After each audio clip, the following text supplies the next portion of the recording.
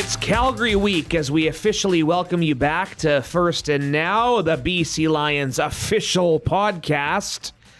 Back at it. It's hot. Little overcast today, but it was nice outside. Matt Baker alongside Nick Kowalski. We're in a podcast world, so we can't just say today and people assume they're listening on that day. Wednesday, we're talking about fresh off the first full practice of the week. BC Lions going to get some reinforcements back on defense, it looks like. But Nikki, we first will talk about a BC Lions team that's 5-1, thanks to an impressive, sometimes ugly, gritty, maybe, win over Saskatchewan, 35-20. What'd you like? Justin McInnes. How's that for an answer? Yeah, it's not a bad way to go. 14 for 243 and a touchdown. That's a true statement game from Justin McInnes, obviously. Just seemed like he was open all the time. It didn't even matter if he was open. No drops. 14 targets, 14 catches. It didn't matter. Well, I want to ask our guest, Giulio Caravatta, later about what Justin's doing to operate on this wild record-breaking potentially pace that he's on. But the thing that really stood out to me with Justin is, yeah, he got open sometimes, but on these 20 Justin's never like a 40 yards in the air kind of guy. He kind of operates in that like 10 to 30 yard range always, and he's so good at it. But there were balls where Justin was open, but there were balls where Justin had to pretty much deal with 2-3 riders draped all over him, and at times there was 50-50 balls that he had to go and use his hands. And that's the thing I was kind of getting at, is that you never see him kind of put the ball into his chest. He has these strong hands, his massive wing size. I like on that touchdown where Vernon throws in a crazy window to Justin. Justin celebrates by putting his arms out, and you see that wingspan right there that he has with his 6'5" frame. And he's come as advertised, obviously coming over from free agency from Saskatchewan last year. So that was something he touched on in his post-game media, that it felt good to kind of show Justin, or show his old team, that he was as good as he is doing right now, right? 725 yards already. But I mean, just incredible stuff. And Vernon almost hitting 500 total yards in that win too. Yeah, and that touchdown you talk about, McInnes made that a 10-0 Lions lead, and Sean White, some more impressive credentials, 7-7, tying Louis Passaglia's single-game Lions record. Now has the second longest streak in history, 39 in a row, dating back to September of last year. Just 30 more to catch Lewis Ward, but I would not put that past Sean White. But back to the offensive fireworks. Alexander Hollins, you marked down his numbers there, but impressive for him. He had a big 47-yard catch, which helped set up Vernon's 12-yard touchdown run in the fourth quarter. That was good for Hollins because he had a couple of drops. One was a for-sure touchdown. That was a beautiful throw along the wide sideline there. The bat signal, not always answered, but he clutched up when he had to as well. Yeah, it's pretty crazy that he has 83 yards, and we're talking about, there could have been more, right? And that's kind of been the MO with this team, that they really haven't felt like they've had that A+ game yet, which is very scary considering the numbers they're putting up. The 5-1 record, obviously, wins over every single team in the West Division already. So it's still interesting to say. And you say on that 47-yard pass at the end of the fourth quarter, I brought this up on Tap yesterday. If Will Stanback doesn't step up and block that 6-rider rusher, because Saskatchewan brings 6, there's no chance Vernon is able to step into that ball, deliver it to Hollins in stride, right? So the blocking there, it's not really the most glamorous and sexy thing about football, but that's something that it made that play go. And another throw from Vernon, on the first drive, the 55-yarder to Aiden Aberhart, just on a rope, like just a ridiculous throw. If you're watching from the broadcast angle, it's a ridiculous throw while he's rolling out to his left. So we've known this. We talk about this every week. Vernon is playing the best football of his life, and it's a treat to see, and got to keep this train rolling. That we do, and we'll talk about Calgary here in just a minute, but the thing with Stanback, you look at his stat line, 12 carries, 14 yards. There's more to the story than that. You mentioned the protection game, and Vernon, when plays aren't there, when plays break down, guys don't get open. You always trust number 3 to not hang on to the ball too long and take off with it. And that's a credit to that protection he gets. And only 2 offensive touchdowns on the day, 2 touchdowns total. But they make up for it in other ways. And I jotted this down right away when I started thinking about topics for this episode of First and Now. That felt like an intense playoff game. It was chippy. There was some hard hitting. We're right down there. There's a lot of jawing back and forth, and it was hyped up as a big first place battle, and it was. And it was a heavyweight battle that the Lions had to go all 12 rounds and hang on. Yeah, and every aspect in winning this game matters, and kind of what I'm hinting at, and it's been discussed post-game in your articles, is that Rick Campbell decides to kick a field goal on the last play of the game because that gives you an extra 3 points. And now you have that, since BC and Saskatchewan only played twice, now you have a 15-point leg up on Saskatchewan when we go there in October, and that could be a massive game the way the Riders are playing, the way we're playing, right? So, definitely an intense game. One thing I jotted down is the Lions are the number one team on second down in the CFL. That's in converting on offense. They're at 60%. Saskatchewan on Saturday was 5 of 18, so just 27%. So Saskatchewan, that was the key to me, is Saskatchewan can keep drives going throughout that game. And that's probably what you kind of expect with a younger, more inexperienced quarterback in Shea Patterson, although he did look good and they made those big plays to Samuel Emelis, but he was able to run with it too a couple times. But the Lions were able to get Sask off the field, and that's why, in my opinion, it was a 35-20 result and not maybe the other way around. Holding them to field goals, right? A couple of drives deep in Lions territory. You had Sione Tuhema plugging holes and making plays. Josh Archibald, a forced fumble.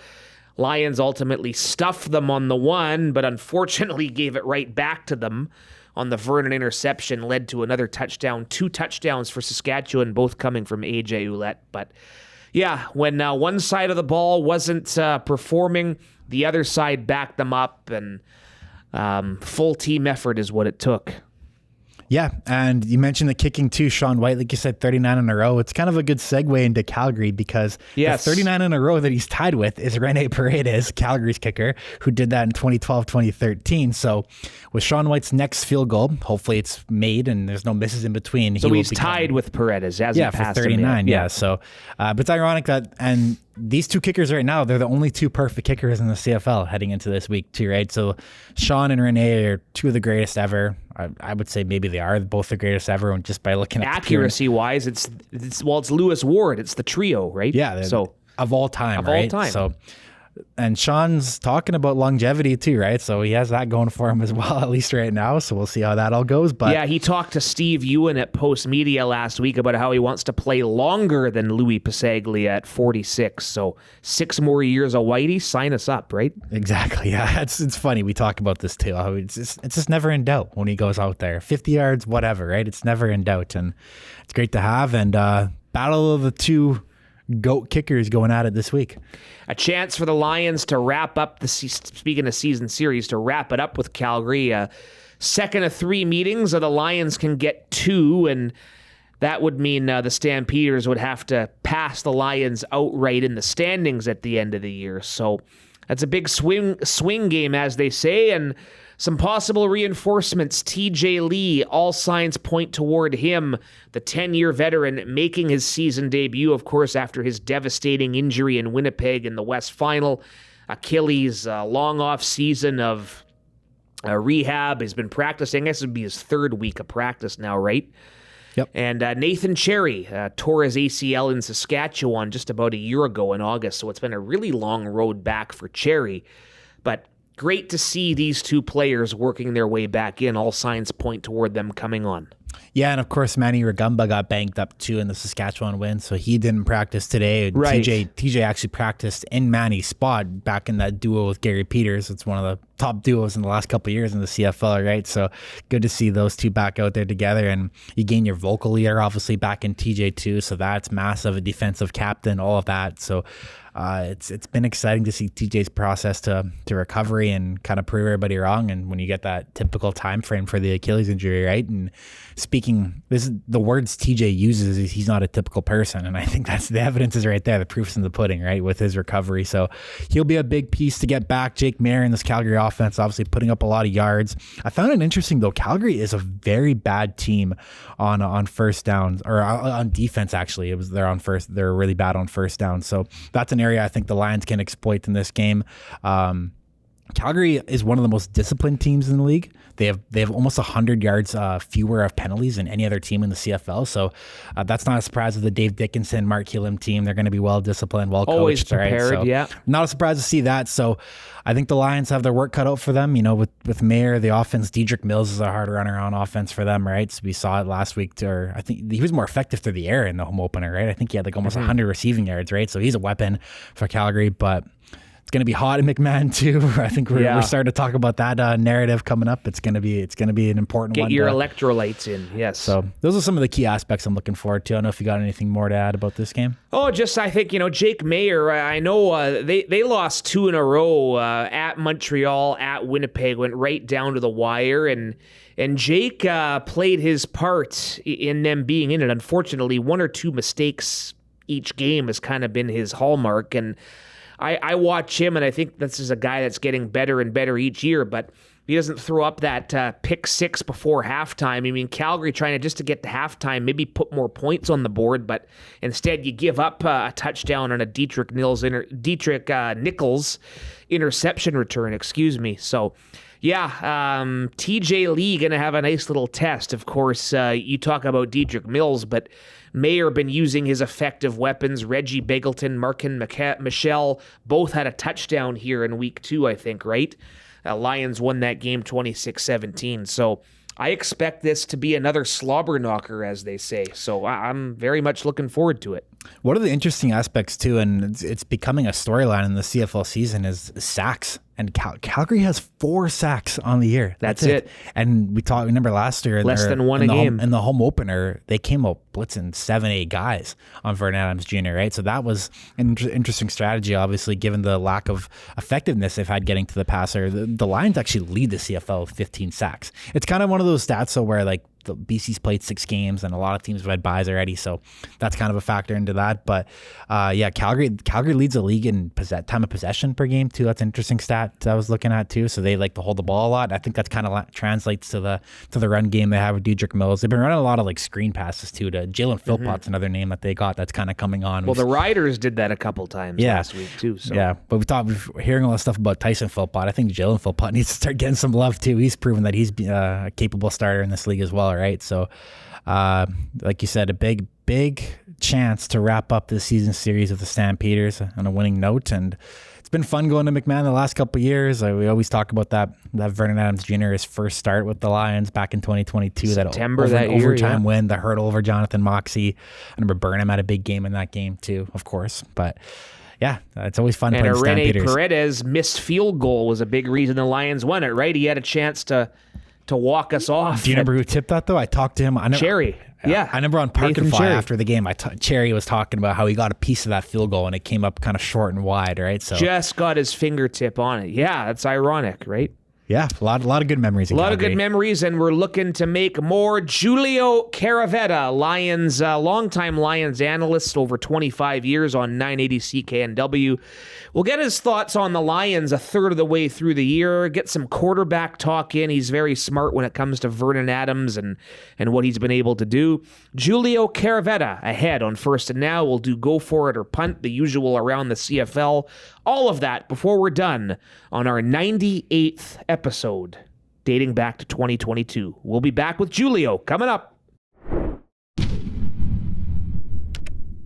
And we have found the man, tracking him down. We saw him earlier today at practice, and he looks like he made it home in record time. As Moj would say, the palatial estate out there in Westwood Plateau, Coquitlam. No, he's shaking his head. Not the Westwood Plateau. I don't live at the Westwood. So Moj was lying. Stop listening. Everything that comes out of his mouth is like 90% is a lie. So you gotta check everything. Yeah, I live in Central Coquitlam. Okay, there you go. Plateau. We won't reveal too much about where you live, this listening audience, but yes, we at least have the neighborhood accurate. We're good to go.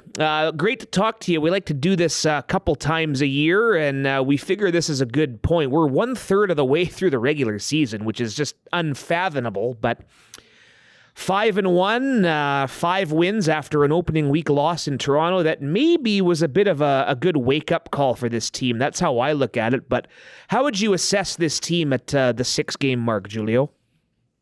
Well, I don't think you can, you know, sugarcoat. You know what I mean? They're a very good football team, right? You know what I mean? Your record is what your record is, right? It usually is a pretty strong indicator of the kind of team that you are.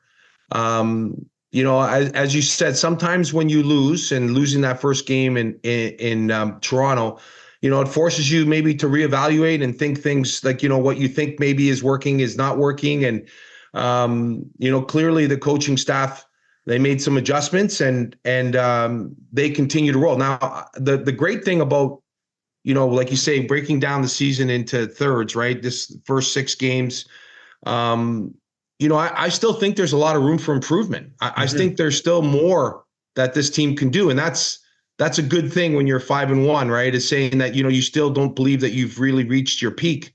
So, but now having said that, right, when you break the season down to those thirds, you want to make sure that you're always think in the beginning of the season, you want to stay relatively close to everybody. You don't want to, get too far behind. And in some cases, right, like you look at, say, Edmonton and even Winnipeg now, they're starting to crawl back out of it. It just, if you don't get off to a good start, you kind of seem like you're climbing uphill the whole year. You're scratching and clawing for everything. But the Lions, I think, put themselves in an excellent position moving forward into that next 6. And it seems like every week is a big week, right? And this is, this upcoming week is no different, right? Calgary on the road, it's going to be a difficult game, and this division is going to be, a real bruiser this year, right? I think it's going to be right. It's going to go down to the wire, and I think the team that can end up staying the healthiest may be the team that's going to end up on top. Yeah, that's a major key. Some injury reinforcements most likely this week that we'll talk about. But Vernon Adams Jr., obviously a big part of this. The numbers are staggering. On pace to probably almost match Doug Flutie's magical 91 season, which you were a part of. We talked about it a few times over the years. But just your overall thoughts on Vernon and him being on that pace. Is it close to what you experienced back in 91? Well, I think the other thing too about 1991, and this is not taking anything away from Doug, but we played 6 overtime games that year. Right. Right. Oh, so, and the overtimes right. were different. Right. So we played 2 5-minute halves, I think, back then. So that's right. But as far as, Vernon goes, I have such an appreciation for the position, and I think I understand what goes into a successful quarterback. And you look at all the physical characteristic, and Vernon clearly illustrates all the physical characteristics that you want. But what I have been super, super impressed with Vernon is just his preparation and how much work. I think people just don't realize how much work he puts in away from the field, getting himself ready for games. As I've said to you guys many times, I feel very fortunate to be able to travel with the team. I'm lucky that I sit relatively close to Vernon, and I can see like every road trip, the amount of work that he does on the plane, getting himself ready, going through the game plan, writing out things. It's just, I think he's just reached a point in his career where, all that, like that preparation and how he gets ready and how he prepares himself, and all of it has kind of come together. And that's not, I don't want it to sound like, all of a sudden, like, the light has gone on. It's not that. It's just that, as a veteran, a professional athlete, and as a quarterback, you just learn and grow each and every year more and more. You get more and more comfortable. And to me, it's just that comfort level for Vernon. Like, it just seems to me that when he steps out on the field, that there's pretty much nothing that you can do defensively that is going to shock him, right? Like, he's pretty much seen everything that you're going to throw at him. So with that, comes, I think, a certain level of ease because he is so well prepared. You might catch him off guard a couple of series. Like, you might, like I found too, like in that Calgary game when they came in to BC Place and they really kind of blitzed. They really caught the Lions off guard early. They weren't maybe expecting it, but you see 2 or 3 series later, they start to, he starts to say, okay, I can do this, or we can do this, or I can, this is how we can combat it. And, I never experienced that. I've only ever kind of seen kind of that, like through other players. Doug Flutie was one of them. Like when I watched Ricky Ray and Anthony Calvillo, those great quarterbacks, they I think oozed that confidence and experience where when they walked out on the field, like they were the man, right? And I think if you talk to anybody in the Lions organization, especially when the offensive players walk out into the huddle, they will tell you that when they walk in there and they look at Vernon, they know they have a chance. Mm-hmm. That's the kind of confidence. Like that's when like in 1991, you say about Doug Flutie, that was one thing about Doug. When Doug walked into the huddle, the guys looked at him and they said, we know we got a chance to win with this guy. Like this guy's that good.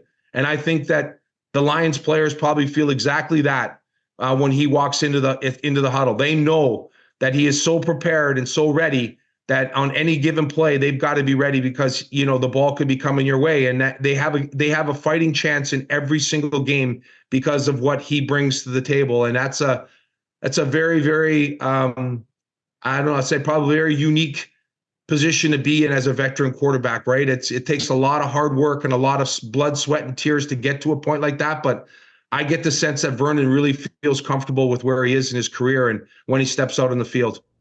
It's funny you talk about the preparation aspect and kind of the backstage access that we get to see Vernon on the plains. And we were talking about it last week with even Chase Bryce on this very show, that I'm starting to notice those traits with Chase too. Chase does those visualizations that Vernon does pregame now too. On the plane, Chase is beside Vernon watching the film. Jake Dolagala is involved too, but it's funny to see Chase, whether it's on purpose or not, he's following Vernon's footsteps. But yeah.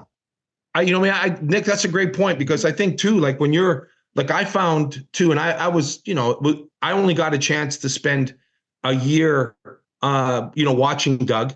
And then, I got a chance to be around Danny McManus, and then I got a chance to be around Kent Austin, and then you get a chance to be around Damon Allen, like those kinds of guys that you're around, right? Like you try to pick off things that they do and try to make them successful, right? Or that makes them successful. And for me personally, that's the one thing that I try to teach to my young quarterbacks and the young, the young football players is, in no matter what position, is preparation, right? Like there is a certain level of ease and confidence that you get from being prepared.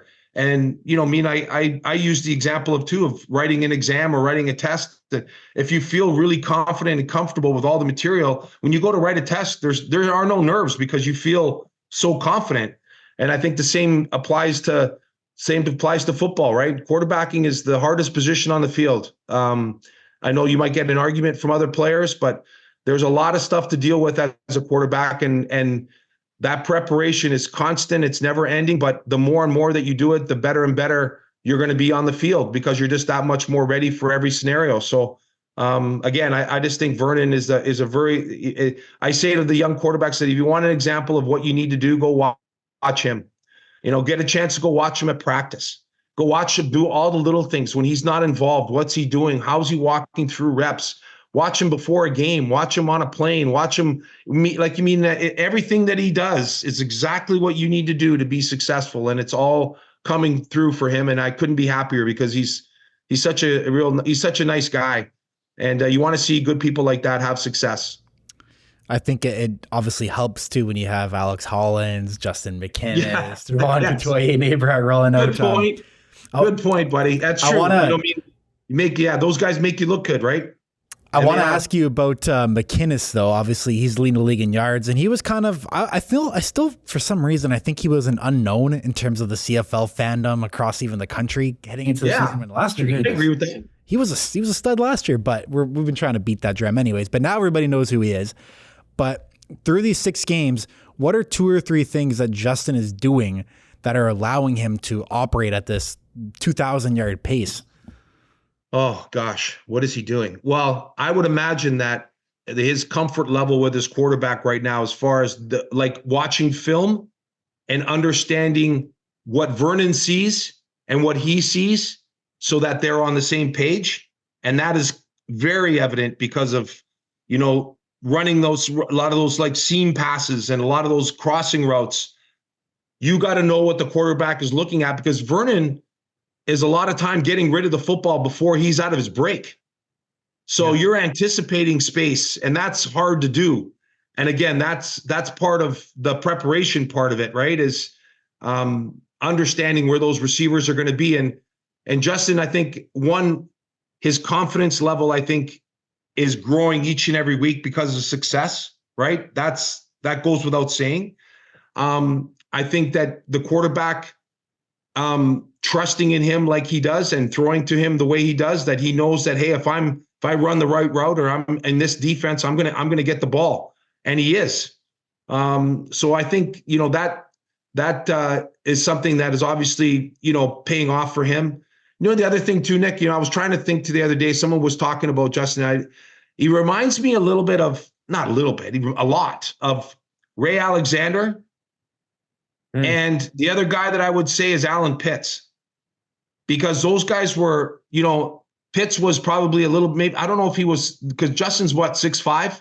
Yeah. So I think Pitts was around 6'3" or 6'4", but that wingspan, right? That window that you have to throw to somebody who's that big is a real advantage for a quarterback, because you can throw it in a lot of different spots and that he's going to get it.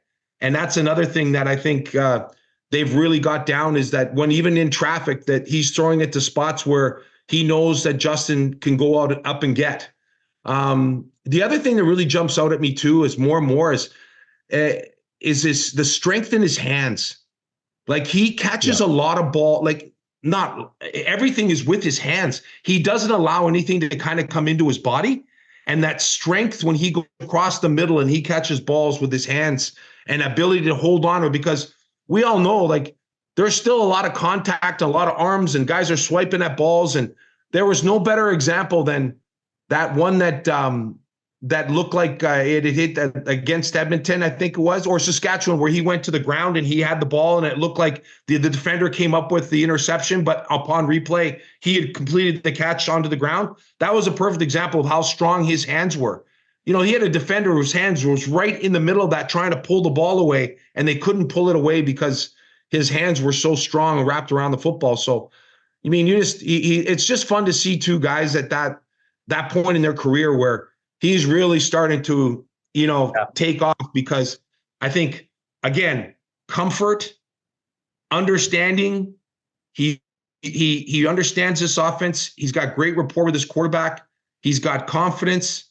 All of the things that you hope a young player learns to develop and grow with, he has it now. And, the sky is the limit for that guy. I'm telling you, if they keep going the way they're going, because he is just, right now, he just believes when he steps on the field that there's no one that can stop him. And up to this point, no one has.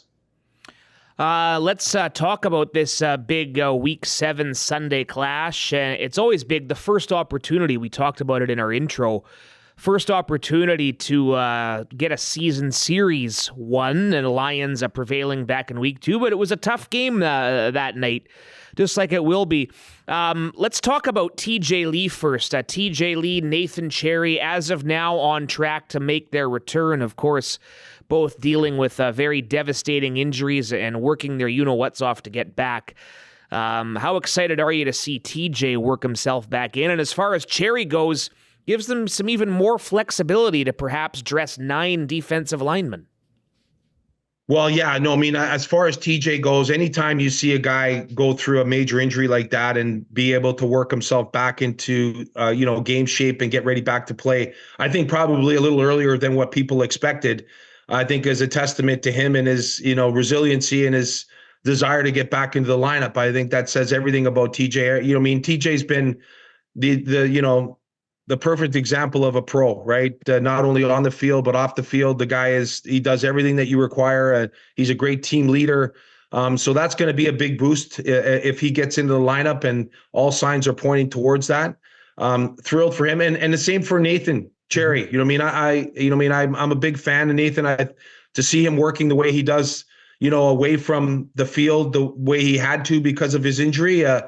And I'm excited about the opportunity that he's going to get back in the lineup. And the other part too, guys, is they're going to those D linemen, you need them in games, especially this time of the year. Always need them, but I always find too in the dead of the summer when the conditions, it gets hot and they need guys to roll in there, be able to continue to put pressure on the quarterback. That's big too, right? So getting Nathan back at this time is going to be a huge addition for that defensive line, and that defense continues to get better each and every week. And with a healthy Nathan Cherry, it's only going to be that much better. How do you expect Jake Mayer and company to try and win this game, and what do the Lions have to look out for? Well, it's interesting because the last time the Lions played them, their defense, I think caught a little bit everybody off guard the way that they blitzed. Yes. They continue to put pressure. So it'll be interesting to see if that's the way that they decide to go. I think the Lions have proven that if you do that, and you don't get to Vernon, or Vernon gets outside of your pressure or escapes the pocket, you're in trouble because he's got some big play capability downfield. And that's the one thing about blitz, right? They're hoping they get to you before you get to them. And when you get to them first, there's a tendency not to want to do it as much. So it'll be interesting to see that. As far as Dave Dickinson, to me, is still one of the best game planners that are out there. So, he's going to have a wrinkle or two for the Lions. Yeah. But I think given their MO, they're going to want to run the football, right? And then it's the play actions. It's the, they like to throw the ball intermediate. Jake likes to dump it down and keep the sticks moving. And that's another thing that you can do when you're playing against a great offense is keep them off the field. And you keep them off the field by grinding out the clock and by grinding running game, short passes, all those kinds of things. I would expect that to happen. So anytime you play Calgary, especially there, you're going to get a tough game. And I think there's a lot at stake for the Stampeders, right? They're going to be in a dogfight. They don't want to get too far behind the eight ball, right? Because even at this point of the year, there's still a lot of games, but you just don't want to get yourself too far out of the race. So this is going to be a big game for them. And I expect them to come out firing, especially at home.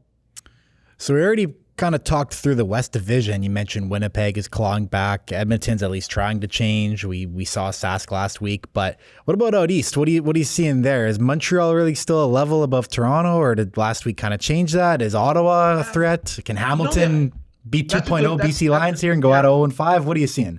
That's a really good question. I mean, as far as what I've seen, I think the one thing right now that separates Montreal is, defensively, they get after you, right? They can come out. Noel Thorpe's got them coming out a lot of different ways, and they're gonna make you work offensively. And I think offensively, Cody Fajardo's that offense again is a quick screen, get the ball out of your hand. They want to run, they want to, and then they also have the capability that when you blitz them or you want to hurry them up, they've got the capability of beating you over the top twos, and they've shown that. So they're tough. The thing about Toronto is that, they're doing all this with a relatively young quarterback, right? They're keeping themselves in the game. And, I don't know what the situation is with Chad Kelly or whether or not he comes back after week 9. I don't know what the circumstances are around that, but that if he comes back, they're going to be a different team, right? They're good defensively, and they'll be much more consistent, I would think, with Chad Kelly at the helm. I'm happy for Ottawa. I think Drew Brown is exciting young quarterback, and I think that given their fan base and how much bad luck they've had with losing quarterbacks, that I'm happy to see that team, kind of win some close games, because for a lot of years they were losing those games at the end. It was just heartbreaking to see. But I like them as well. And Hamilton really is the outlier. I didn't expect that from Hamilton. I thought they would be in better shape than they are right now. But having said that, it's still early and they still got, a ways to go. But, it'll be interesting to see how all that division plays itself out. But I think at the top right now, you got to look at Montreal and Toronto as being the cream of the crop. And as I said, I think Toronto is going to be a team when they get Chad Kelly back they're going to be a tough out.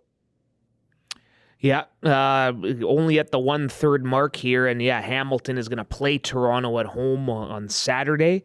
I believe that is. So that's going to be... You win a couple of games and the other teams just got to get on a roll. That's it. And you're right back in it, right? So all you can do is you just got to keep doing what the Lions are doing. You just play the game in front of you. Don't look past them one by one. It shows you how razor thin the teams are. Hamilton took Saskatchewan down to the wire there week 2, and a couple, Rick Campbell talks about making the plays late. They just haven't made the plays late. Hey, while we still got you for a couple minutes, let's look ahead. The 2000 Grey Cup team, as you know, going to be enshrined onto the Wall of Fame on September 13th. Against Toronto. There you go. 2000, I think, was your first or second year in the broadcast booth. You were doing the games on CKNW with the legend, JP McConnell. What are some of your great recollections of that Grey Cup year, Giulio? Well, that's the game that they won in Calgary against the Alouettes, right? Yes. I've got all that. Yeah, I've got so many games in my head but yes, that's the one. What I do remember about that game is the defenses were evolving back then. And I remember everyone was kind of trying to defend the pass, and everyone was getting smaller on defense, but really fast. And I remember that the Lions rolled in Robert Drummond and Sean Millington and basically just rolled over that month. They couldn't stop the run. And, that was one of the things that I remember about how physical they were. I remember it was Kelly Wilshire, I believe, was the weak side linebacker for the Alouettes, and the Lions were running weak on him. He was 205 pounds. Robert Drummond was 245 and Millington was 245. And they were just saying they were daring him to tackle him, and they couldn't. So that's one of the things I remember about that team. And obviously Damon, Damon was, when Damon got on a roll, he was tough to beat. And anytime you got him into big games, especially, he always showed up. So congratulations to all those guys. It's a huge honor. I'm sure a lot of those guys would be happy to get together and see each other again. I know I was when that 94 team was inducted, and we saw a lot of the old teammates come out of the woodwork, and it was a fun night. And trust me when I say that when those kinds of nights happen, very rarely do you talk about the game. The game is usually forgotten. It's all the stuff that happened before and after the game that they'll talk about, which is always a lot of fun to rehash those kinds of memories. Very well. As a 16-year-old kid at the time, that was one of the heights of my childhood Lion, sports fandom, really. Yeah.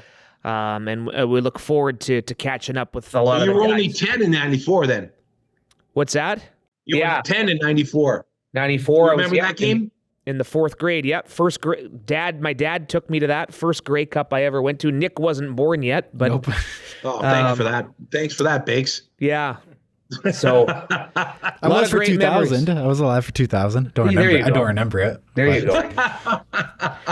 Hey, listen, it's always a pleasure. We appreciate you making time, and we'll see you out here at practice later this week, I gather. Yeah, I'll see you tomorrow, boys. Thanks, man. I really appreciate it. You guys do great work, and I really do appreciate everything that you guys do, not only with the podcast, but what you guys do off the field as well, providing all the content. And Matt, what you do for us is second to none. So I appreciate it. Thank you very much. You're not bad yourself, Giulio. Thank you. Yeah, right back at you, Giulio. Appreciate the football talk, and we'll see you tomorrow. Cheers. See ya. Always excellent, always insightful, Giulio Caravatta, one of the best to do it in our non-biased opinion, and a good little breakdown. And yeah, that 2000 Wall of Fame, Champions Wall of Fame in September, that's probably one of my most anticipated nights of the year coming up. We got a few good ones, Touchdown Pacific, but I'm looking forward to Legends Night. We didn't really touch on the watermelon smash aspect of the win, too. That's right. Yeah, it's just so many aspects to kick around. Yeah, I'd like to think, even though I am on the younger side, that my CFL palette in terms of going to different stadiums and getting the marquee. I've been to Grey Cups, I've been to Labor Day Classics, you name it. I think the watermelon smash is right on that level. It's becoming a signature. Yeah. I think even this year, just a little bit more excitement, a little bit more momentum. Last year, the first time, you never really know. Unfortunately, I can't be out there when it's really going on because I'm doing pregame duties, letting TSN in the locker room, interviews, that kind of stuff.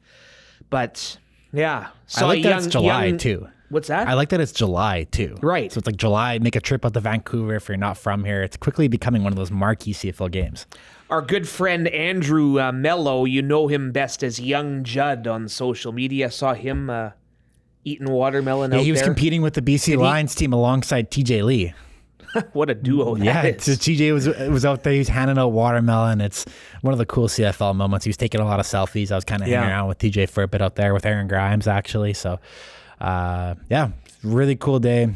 Awesome that we capped it off with that big win, and now we're looking ahead. Doing, the pregame global headlines. Do that with Katie Hamilton, our in-game host and one-time guest on this podcast. Yep. And she asked me at the end, for those who were inside Save on Foods field, if I'd eaten enough watermelon, and I said yes, but I could use one more of those margaritas. So I ironically didn't have a slice of watermelon all last week. It's not my favorite fruit. I think I'm in the clear to say that because the watermelon's technically a Ratters thing, so they can have all the watermelon. I had some just to mark the occasion. I mean, the visuals the margaritas, are though. Remember Boston Pizza last week? I like the flavor of watermelon way more than I like the taste of like a actual biting into a watermelon. Like I love like watermelon like candy and stuff like Jolly Ranchers and stuff like that. I love the watermelon stuff for that. But actual fruit, I have my priorities backwards, hey? But that's okay. It's okay. It's to each their own. I'm more of a strawberry guy myself. Oh, same. I'll take strawberry over watermelon too. Yeah. But yeah, I think we're off the rails here. We got to get to the CFL talk. Hey, you brought up watermelon smash. I had not brought it up, but good on you. So, very much, very exciting, and nothing but great feedback out there on Terry Fox Plaza. Okay, week 7 in the CFL, bit of a curveball. No Thursday night. What are we going to do? Thursday night, I'm going to be in front of the TV. There's no baseball on. There's no...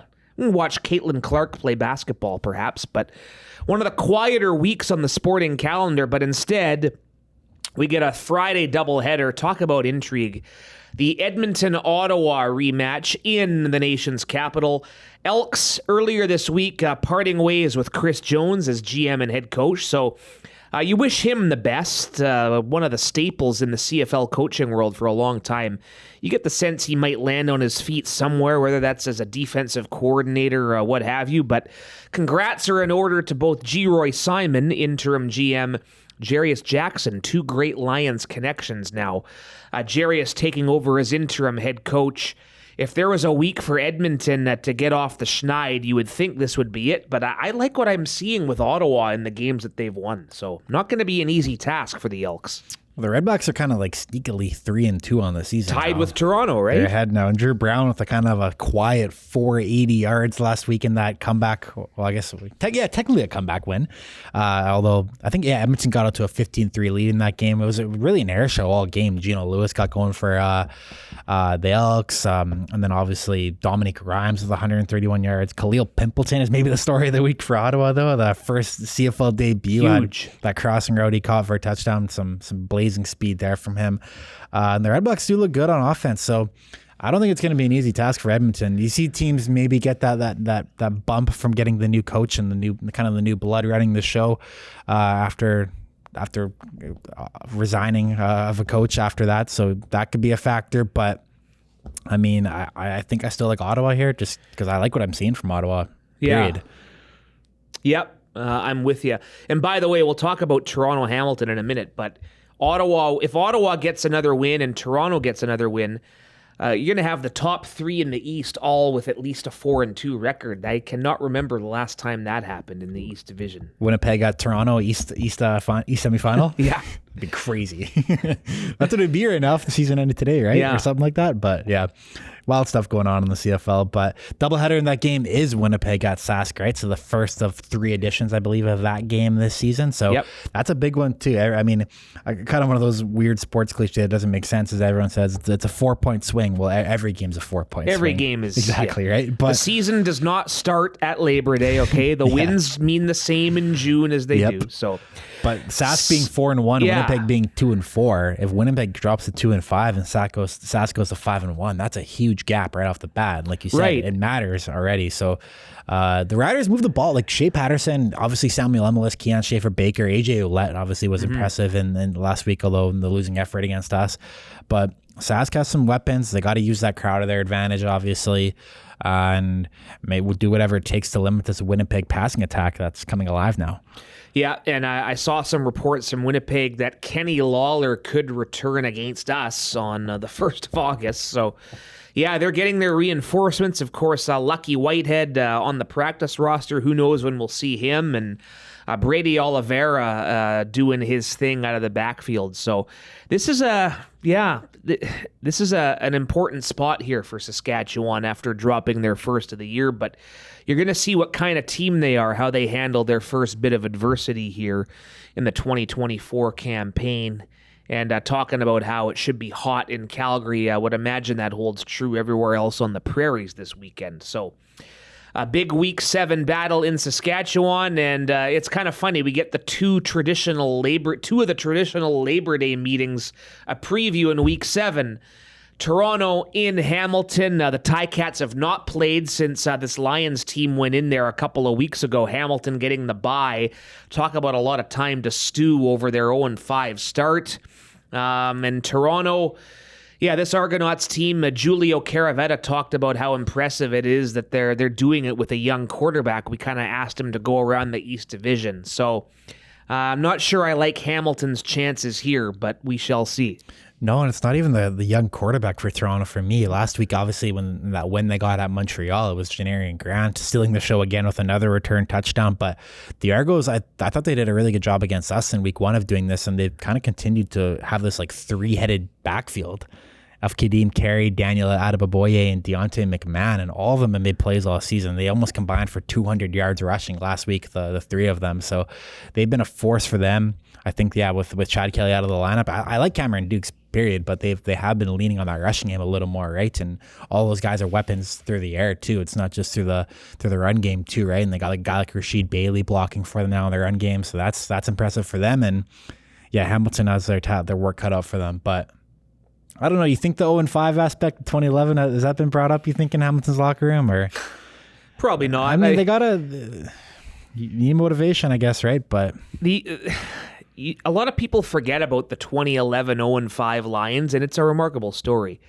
Is that Saskatchewan was right there too? I think at 1-4, 1-3, and the Lions actually got their first win against Saskatchewan to sort of set the tone and stay alive and not falling behind. I'm not sure. There's a comparable team for Hamilton to catch, but beating the Argos would definitely give them a big boost. Right. But I guess a chance to move. Yeah, I guess only a couple of points back. Yeah, you just said it, 4-point swing. But yeah, people will always bring up 2011, and why not? Is it the Lions that year? Definitely the outlier. Are they going to make an Arland Bruce trade, Hamilton? That's what really helped the Lions too. Unfortunately, I don't think we're really in a position to speculate the trades across the league. So I'll text Ed Hervey when we're done off here. Off the record, we'll have a conversation about it, I guess. But and then, of course, Week 7 comes to an end Sunday, 4 o'clock, 980 CKNW pregame show at 3, Moj and Giulio, Lions and Stampeders. Go for it or punt time before we're out of here on episode 99, I think it is. I may have 99, yeah, I've been labeling them. It's 99. We've done this 98 times, 99 times. I'll get us some orange birthday hats next week. Let's have celebrate. Let's commemorate it somehow. Get a cake. Maybe get a cake. We'll see. Yeah. See what's in the budget. All right. All right, and before we're out of here, we'll do what we always do. Go for it or punt. What do you got? Well, I'm sort of starting on a sad note for my go for it, but I kind of want to spin this into a positive. Is I'm going for the Choppa City Juke, because for those who don't know what it was Jacoby Jones, a former Baltimore Ravens receiver, some famous moments in the Super Bowl, one of the best returners of the 2010s. Woke up on Sunday morning, to the news that he had passed away, and which was really sad, unexpected, obviously. And 40 years old. Yeah, just some brutal news. But he had one of the best touchdown celebrations ever for my money. I think that's kind of a common opinion. It's called the Choppa City Juke. For those who don't know, you can look it up. He made it famous with all his highlight reel plays. But Justin McInnis had started to do it. Kind of a funny connection to the BC Lions. And I actually asked Justin about, he did it against Winnipeg last year. When we went on the road, his first touchdown was BC Lion, and I asked him about Chopper City Juke, like, what was that from? And he's like, I just like it. That's all he kind of said to me. No real reason for it other than he liked it. But he hit it again against the Toronto this year when he scored the first touchdown of the season for us. Yep. So Justin McInnis has been using Jacoby Jones celebration. I'm aware of the celebration. I didn't know it had that name. So yeah, Chopper City Juke. So if you YouTube it, you'll find Jacoby Jones, and hopefully with the way Justin McInnis is going, you'll see some Justin McInnis Chopper City Jukes coming in. So that's what I'm going for in wake of this sad news. Yeah, very sad. Sad week. Joe Bryant, the late Kobe Bryant's dad, passing away, and was it in his 60s. So, yeah, and that was very sad thoughts with his family, and I didn't see a cause of death yet for Jacoby Jones. So, yeah, very sad indeed. Life is precious. You got to cherish it every day. Tough transition, but I'm going to stick with the football theme. I'm 3 episodes into Receiver on Netflix. Obviously an interest because George Kittle, Deebo Samuel are chronicled along with Devontae Adams and Amon-Ra St. Brown. St. Brown, and what I like about this, and you can appreciate this, I like learning about people. Like, we know these guys are great football players, but I didn't realize that Amon-Ra St. Brown is the son of a former Mr. Universe in the bodybuilding world. Did you know that? I've gotten through some of the first episodes, so I saw that, yeah. And then his mother is a full-fledged German. Yeah, so he speaks German. Who the father met in Germany while competing. Yeah, he's fluent. There's a scene where the family's at the dinner out at a restaurant and they're talking in German. So Kyle Nelson, very close with Kittle and Samuel, obviously. So George's wife, Claire, very prominent in their home life in this documentary. Of course, a quarterback was what got this started last year, and I'm very, very on board with this. So. It's on my short list. Like I said, I started the first one, and there's the Randy Moss interlude with Peyton Manning. Yeah, where he cuts off Peyton Manning. We won't spoil it for people, but yeah. Well, it's out now, but yeah, it's top tier stuff. Obviously, NFL films, that's been the gold standard forever in this industry that we work in, or at least myself works in. So always that's must see television or on Netflix now, right? So I'm right with you on that one. How can you not? I love it. Gonna have to if I don't finish it beforehand, I'll have to have to download a few of them. Barely have time to watch one. Might have to read on the flight to Calgary instead. I just ordered the new John Grisham novel. Oh, there you go. Speaking of going for stuff, love John Grisham. Okay, punting, I guess I'll stick with it. Major League Baseball used to have the best All-Star game, in my opinion. And part of that was because kind of a different thing. The players wore their own uniforms. Yep. So it was kind of cool just seeing all the uniforms with maybe an all-star patch. Listen, I understand it's all about revenue. It's all about business and, another excuse to sell some money. But the jerseys that they wore in Arlington, Texas, didn't like them. I hear you. And I used to always watch the All-Star game, and you see I was like the Blue Jays, right? So you see that bright Blue Jays jersey, Vladdy wearing it. Yeah, it's just not the same, unfortunately. You see a few guys in the Yankee pinstripes, Derek Jeter, Alex Rodriguez, Roger Clemens, whoever. But I guess those days are done. Not the same. The American NHL does that for the skills competition, though, right? Still, I like when they do that. I think so, yes. Yeah, it's nice. They always have their darks on, too. Yeah. I like it. But anyway, bring it back then. We're not the experts here. I'm punting. I think I'm done with video games.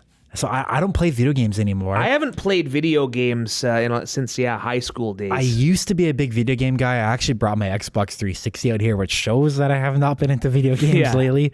The ironic part of this and how it kind of all ties into this thought is that I have NCAA 14 for my Xbox 360, and that was the one game I sort of kind of I think I played that in the last maybe 18 months. But that's about it, really, for video games. I haven't touched it in like a year, maybe. Mm-hmm. But now with NCAA 25 out, all of our players are playing it. We did some really cool social media graphics, too. If you go on the BC Lions Instagram, there's our guys in college on the covers, hypothetically on the covers of NCAA 25 that came out this week. So all our guys are playing it. But unfortunately, I think just by default, I guess I have to punt video games because I don't play them anymore. I think I'm over them. That by all accounts, the NCAA game, great reviews. It looks unreal, yeah. Props to Carter, our graphics wizard, for coming up with those. Yeah, very well done. Just another example of the shining content we are doing. All right, episode 99. We'll wait an extra week for 100. Bye week next week. I'll be drinking wine in the Okanagan somewhere, probably at this time. I'm off to the Sunshine Coast too, so we're both getting out. Yeah. All right, there you. I've never been to the Sunshine Coast. I'm going back. I'm double dipping. I love it there. All right, can't recommend it enough. Heard great things, but got to get there still. Okay, first and now, the official Lions podcast. Subscribe, rate, leave a review. Subscribe to our YouTube channel. Everything up there. We'll have some TJ Lee sound in the next day or two from practice as he gets set to make his season debut. Lions Stampeders, 4 o'clock Sunday, 3 o'clock on 980 CKNW pregame. Moj and Giulio. This has been First and Now, the official BC Lions podcast.